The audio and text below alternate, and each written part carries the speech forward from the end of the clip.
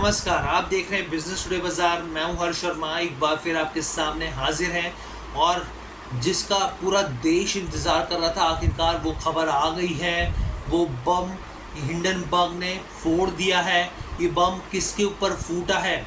हम सब जानते हैं कि किस तरीके से यहाँ पर अडानी ग्रुप के ऊपर एक बड़ा प्रहार होता हुआ दिखा था हिंडनबर्ग के ज़रिए, लेकिन अब हिंडनबर्ग इज़ बैक और इस बार उसकी रिपोर्ट ने होश उड़ा दिए हैं। जी हाँ, बहुत बड़ा खुलासा किया है और जो इस बार का एलिगेशंस लगाए हैं वो एलिगेशंस लगाए हैं सेबी चीफ माधवीपुरी बुच और उनके पति के ऊपर। तो किस तरह की खबर है ये और किस तरह के एलिगेशंस हैं, सब चीज़ों पर हम लोग चर्चा करेंगे। लेकिन उससे पहले आपसे गुजारिश है कि हमारे चैनल बिजनेस टुडे बाजार को लाइक शेयर सब्सक्राइब करना मत भूलिएगा। और यहाँ पर मैंने उस पूरी रिपोर्ट का सार ट्रांसलेट करने की कोशिश करी है, वही मैं आपको समझाऊंगा कि क्या किस तरह के एलिगेशंस लगाए हैं और इन एलिगेशंस में कितना दम दिखता है।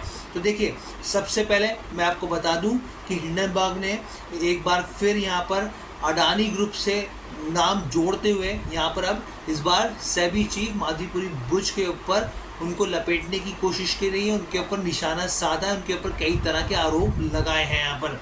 अब इन आरोपों में है क्या, ये समझ लेते हैं। देखिए, यहाँ पर साफ तौर पे ये कहा जा रहा है इस रिपोर्ट में कि माधवीपुरी बुच और उनके जो पति हैं उनकी साफ तौर पे जो अस्पष्ट ऑफशोर फंड्स हैं, इनडायरेक्टली जो ऑफशोर फंड्स हैं उनमें उसमें हिस्सेदारी है। जी हाँ, ये बड़ी बात निकल के आ रही है। ये बोला जा रहा है कि जो अडानी मनी साइफनिंग घोटाला है उसके ज़रिए जो इस्तेमाल होने वाले फंड्स थे उसमें उनकी हिस्सेदारी है। इसके साथ ही उन्होंने एक दो चीज़ें और कही हैं बहुत इंपॉर्टेंट, वो भी आप जान लीजिए। हिंडनबर्ग ने अपनी रिपोर्ट में ये कहा है कि मौजूदा सेबी चेयरपर्सन माधवीपुरी बुच उनके पति धवल बुच के पास उसी अस्पष्ट इनडायरेक्ट ऑफशोर बरमूडा, ये जो ऑफशोर फंड जो मैं बता रहा हूँ, बरमूडा और मॉरिशस फंड में सीक्रेट हिस्सेदारी है और इसका इस्तेमाल विनोद अडानी ने किया था। ये इसी दो ऑफशोर फंड की बात की जा रही है। जब उस समय जब रिपोर्ट आई थी जिसमें गौतम अडानी के भाई विनोद अडानी का नाम था, तो ये उन्हीं की जिक्र कर रहे हैं यहाँ पे। और इसके साथ ही मैं आपको एक चीज़ और आसान भाषा में सुना दूँ। देखिए, ऑफशोर फंड्स या फिर ऑफशोर कंपनीज़ क्या होती हैं। ऑफशोर कंपनी वो कंपनी होती है जो किसी भी तरह से आप समझ लीजिए कि टैक्स हो गया, फाइनेंस हो गया या कानूनी लीगली फ़ायदे के लिए जो टैक्स हेवन वाले देश होते हैं जहाँ पर टैक्स नहीं लगता, वहाँ पर गुपचुप तरीके से ऑपरेशन होती है। चाहे आप कैपिटल गेंस बचाने के लिए बात कर लीजिए या कॉर्पोरेट टैक्स बचाने के लिए बात कर लीजिए, गुपचुप तरीके से काम कर रही होती हैं। तो यहाँ पे उन्हीं ऑफशोर फंड्स का जिक्र किया जा रहा है और सेबी चीफ का नाम इसमें लपेटा जा रहा है। अब इसमें और भी रिपोर्ट में कई और बड़ी बड़ी बातें कही गई हैं, वो मैं आपके साथ साझा करने की कोशिश करता हूँ। रिपोर्ट में आगे कहा गया कि विसल ब्लोअर दस्तावेजों के मुताबिक ऐसा लगता है कि माधवीपुरी बुच और साथ ही उनके पति धवल बुच के ने पहली बार 5 जून 2015 को सिंगापुर में IPE प्लस फंड 1 के साथ अपना खाता खोला था। ये एक आरोप लगाते हुए देखे हैं कि 2015 में फ़ंड खोला था इन्होंने।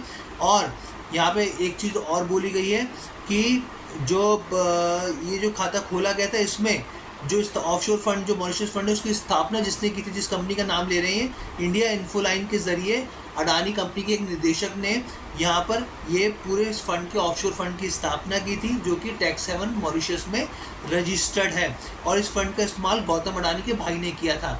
अब ये एलिगेशन इस तरीके से लगा रहे हैं कि जो IIFL है उसमें जो फंड का जो नाम लिया जा रहा है उसमें इन्वेस्टमेंट का जो सोर्स था वो एक सैलरी थी और एक कपल की कुल संपत्ति 80 करोड़ बताई जा रही है, मतलब करीब करीब $10 मिलियन आकी जा रही है, जो कि इनडायरेक्ट वे में सेबी चीफ और उनके हस्बैंड का यहाँ पर नाम लिया जा रहा है यहाँ पर।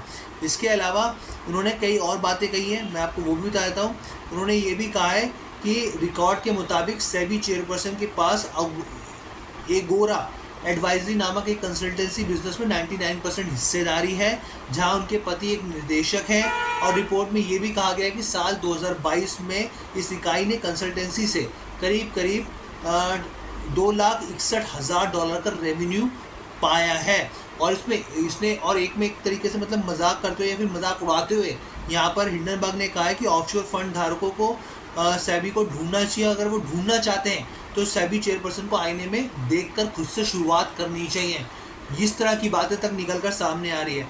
और मैं इसके अलावा भी मैं आपको बता दूं, हिंडनबर्ग ने ये भी कहा है कि जब हमने रिपोर्ट जारी की थी, रिपोर्ट की पुष्टि की थी, उसके बारे में हर एक चीज़ बताई थी। तो इसके अलावा 40 से ज़्यादा जो स्वतंत्र इंडिपेंडेंट मीडिया जो जर्नलिस्ट थे या एजेंसीज थी उन्होंने जांच की थी और उस समय सेबी के सामने सबूत पेश किए थे, लेकिन सेबी की तरफ से कोई भी कार्रवाई नहीं की गई।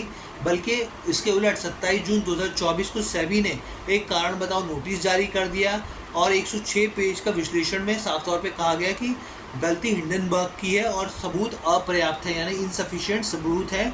लेकिन जबकि हिंडनबर्ग का कहना है हमने पूरे एक सबूत दिए, पूरी जानकारी दी, लेकिन कार्रवाई नहीं की गई क्योंकि सेबी चीफ और उनके पति का भी जो भी यहाँ पर फंड्स के बारे में जिक्र कर रहे हैं, उन फंड्स में उनकी भी इनडायरेक्टली तौर पे हिस्सेदारी, इसलिए कार्रवाई नहीं की गई है।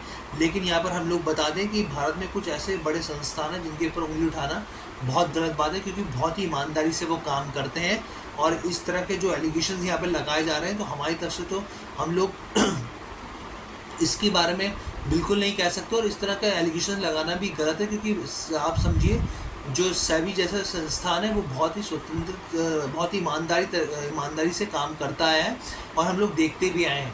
तो ये ओवरऑल वीडियो थी आपको बताने के लिए कि किस तरीके के एलिगेशंस लगाए गए हैं, क्या खबर थी, कैसी लगी वीडियो, कमेंट करके ज़रूर बताइएगा। बिजनेस टुडे बाजार के साथ जुड़ने के लिए धन्यवाद।